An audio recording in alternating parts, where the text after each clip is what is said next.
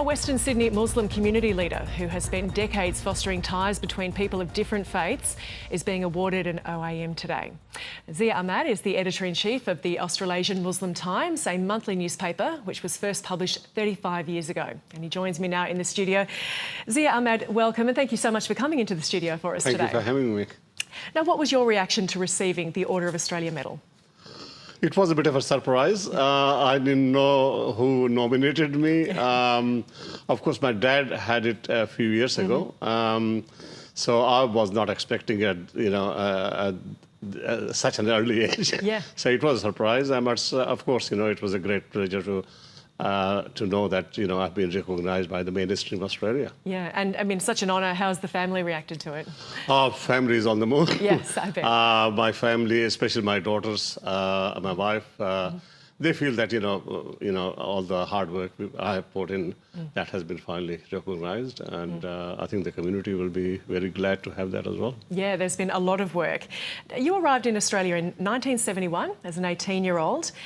Can you describe that experience for us, your first impressions and how you forged a new or maybe different life here? So I had my schooling done in Kashmir.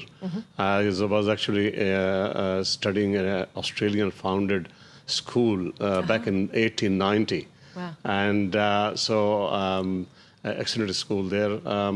And when I came here in 71, of course, things were very different. There were no mosques or halal outlets and things like that. So we started, a new life as new migrants, studying, working, double jobs and all that. And I think that Australia has given us a lot of opportunity and a peaceful living where we have been really grown. And, now from my parents and 6 siblings, now we are a very large 80-member family, and we have thrived very well. Yeah. And I mean, the work you do, it promotes multiculturalism, interfaith dialogue, social cohesion. How did that work come about? What inspired it? So my dad, although he was a mechanical engineering professor, he was also an Islamic scholar, understood Islam from original sources.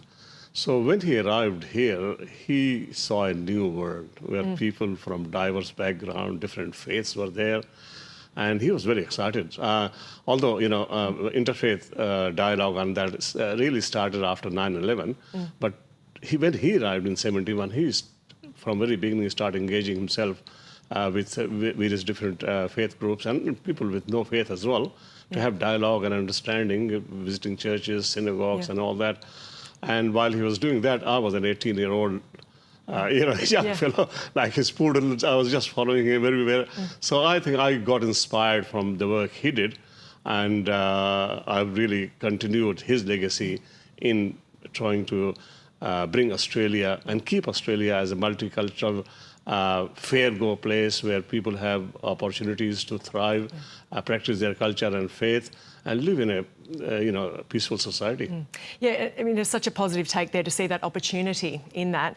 Now, you have said your most significant contribution to journalism, which is part of the award today. It's been the founding of the Australian Muslim Times in 1991, and it's changed its name in that time.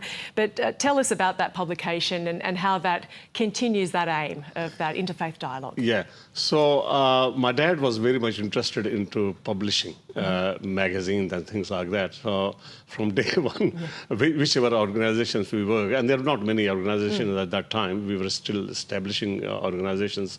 So we were at Sydney Uni, both of us, and we also worked with Islamic Society in New South Wales, with Surrey Hills. There were a couple of houses there. So we started publishing a magazine called Al-Iman. And then we worked with student organizations and then established state councils and national federation. And wherever father and son worked, we were very much interested in publishing, magazines and all that. And we did it in multiple languages as well. When Macintosh came into the market in 1984, I thought, oh, that's a good time, because before that, typesetting and all that were expensive business. Now that brought, although Mac was very expensive at that time, but we got it through the university consortium, and we started producing a very professional quarterly magazine, Insight. That was globally available as well. It was a magazine of ideas, and that gave us experience that in 1991 we got a pressure that, oh, okay, you have got some experience in managing publications, why don't you start a newspaper? And professionally, I'm a biochemist working at Sydney Uni. Yeah. But, you know, as my volunteer work, I was doing all these publications and all that, reading a lot. So we started that as a multilingual newspaper, English, Turkish, and Arabic, and some other languages thrown in now and then. And, you know, since then after that, it was a little bit intermittent, but 2014, we brought it out only as an English full-color newspaper, as well as digital edition, and now also a weekly newsletter, you know. And we've got a large number of, you know, almost 50,000 email addresses. It's widely spread. And the print newspaper goes all over Australia as well, but not overseas because it's just too expensive. Yeah, read by so many. You know, it continues today, and I'm sure the award, your recognition, is inspiring even more work from you, if that is actually possible. Zia Ahmad, thank you for coming in. Thank you for having me.